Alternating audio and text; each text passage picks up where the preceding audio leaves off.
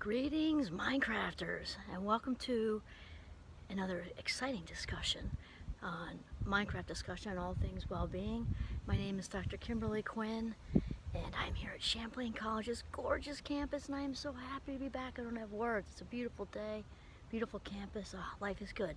Anyway, today we're going to kind of elaborate on our topic of like just how attachment makes us miserable, and it's so easy to do. We don't even always know we're doing it. I have to, also be clear that we're not talking about attachment in the sense of like attachment theory, like John Bowlby and then, the hairy little monkeys that the infant monkeys latched onto the mama little monkeys. No, not John Bowlby's theory of attachment, which is super important for infants, to survive and thrive. But actual, when we get attached to things as grown-ups, and like other people, we get attached to people and we think they're gonna make us happy.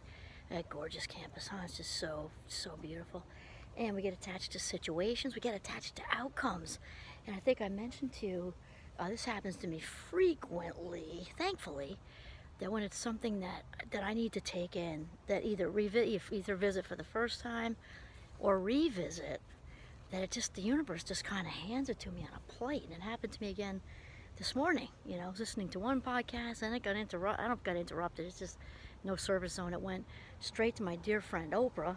And so I just took it, and it was exactly what I was already thinking about, and it just kind of solidified what I was already saying. So when we attach to people, to drama, and make it our own, to other people's lives, to other people's dreams, to whatever situations and outcomes, we actually create resistance. We create resistance because it involves, control in a way. And control is all about fear, right? It's coming from some kind of sense of fear. So when we have the need to try to attach to these things and control these things externally, really that's saying that we don't trust God, the universe, source, the higher power, whoever you want to say. And that becomes very, very limiting, very limiting. So it's also super Buddhist, right? It's super Buddhist. And I don't mind saying I'm Catholic. And that said, I think inspiration comes from absolutely everywhere. And I use inspiration that's absolutely everywhere in my classes, in my life, all kinds of things. And the Buddhists would say that, attachment is the root of suffering, and it's just so true.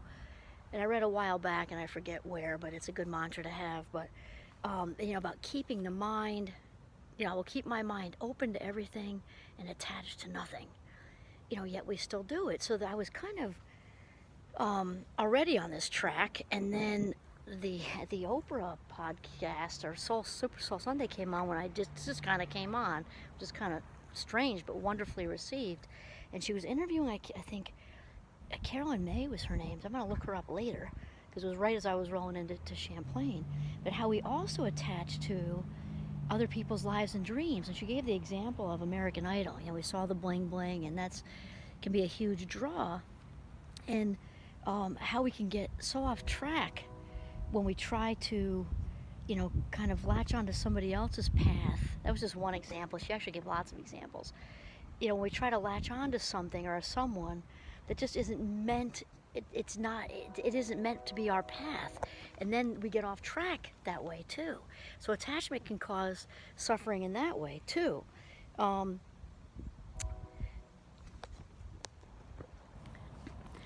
doing 3 parts here. Look at those buildings. Aren't they just so pretty? Oh my gosh. And these big hedges are like way taller than me. That's our library. And it's just Trey Gorge.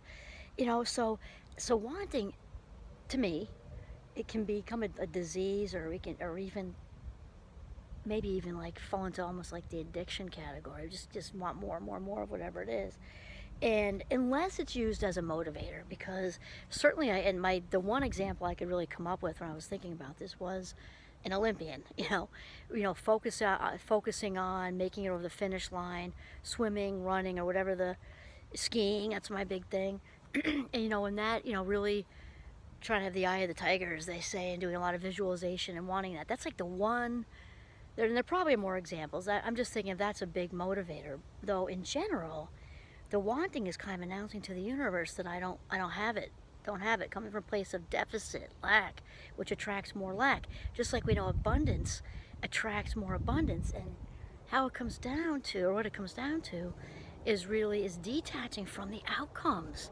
Because when we can genuinely, and it has to be genuinely and authentic, when we can let go of the outcome, that frees us up. It frees up the authentic self right away, but it also makes us more receptive to the universe, because when we attach to something, our minds are obviously relatively small and narrow, like grain of sand on a gigantic, ginormous beach for what we think we need and want, versus, God, the universe, source, higher power, whatever.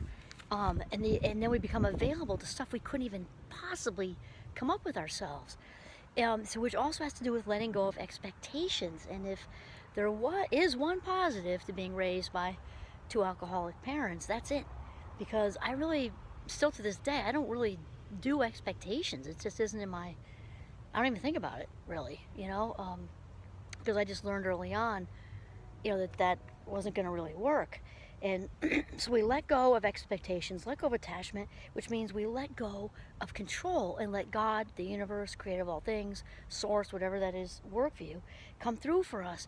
And this also opens it up, past what we had in mind for ourselves. Again, to stuff we can't even possibly imagine. And this also takes kind of acknowledging, and it is kind of deep, but oh my gosh, it is just so true, that our reality, our external reality, is very much kind of a reflection of our internal reality. We could come up with a, gazillion ideas, or examples of what that is. And also, I think most of you know, I'm a huge fan of mindfulness, and to kind of go through this process of detaching with love from drama, making other people's drama our own, and making other people's lives our own, and dreams our own, and all that stuff, is to be mindful. It doesn't mean to shame ourselves. Oh no, there I go again. I'm, attaching to other people. It means I'm a codependent mess. Now, instead of judging ourselves and shaming ourselves, to just sit with the feelings and acknowledge those feelings, and just say to ourselves, okay, with love and compassion and kindness, it seems like I'm trying to attach again to the drama going on with friends, or the outcome at work or at school or with whoever, or attaching to whoever. And it seems like I'm just having I'm feeling this need. But I'm aware of it now. I'm aware of it. I'm not going to judge myself, and I'm just going to try to do better. I'm going to try the best I can today, one day at a time, right? To detach. And the other thing, and I love the 12-step programs for their wonderful one-liners. And as far as detaching, another really good one, I'm a total live and let live person. Live and let live. What so-and-so does over there, whether it's good, it's bad, it's indifferent, that's all them. Their drama is theirs, their choices are theirs, and just live and let live. And wow, is that freeing. It opens up our whole world. And then our external reality, the minute we change and do the work on the inside, our external reality changes so quickly, so fast, and we give off energy of free, like to the universe. Pick me to write the novel, or pick me for the promotion, pick me to create the film, pick me to do whatever it is, because we're free and available. And we also exude, sort of authentic confidence when this happens too, the kind of authentic charisma. So I guess that's it. Attachment makes us miserable, so let go. Release. This is Kimberly Quinn signing off from Northern Vermont. Have a mindful day.